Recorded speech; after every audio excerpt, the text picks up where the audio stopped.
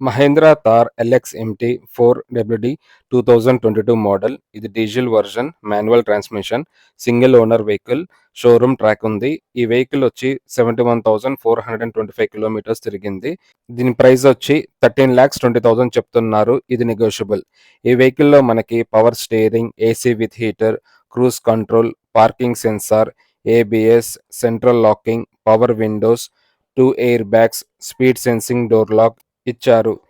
ఈ వెహికల్‌లో మనకి ఫ్రంట్ 2 డోర్స్ ఉంటాయి. బ్యాక్ సైడ్ ఒక డోర్ ఉంటుంది. మనకి పవర్ విండోస్ మనకి ఫ్రంట్ డోర్‌లో ఇచ్చారు. సైడ్ మిర్రర్స్ గూడా మనం ఫ్రంట్ డోర్ నుంచే ఆపరేట్ చేయొచ్చు.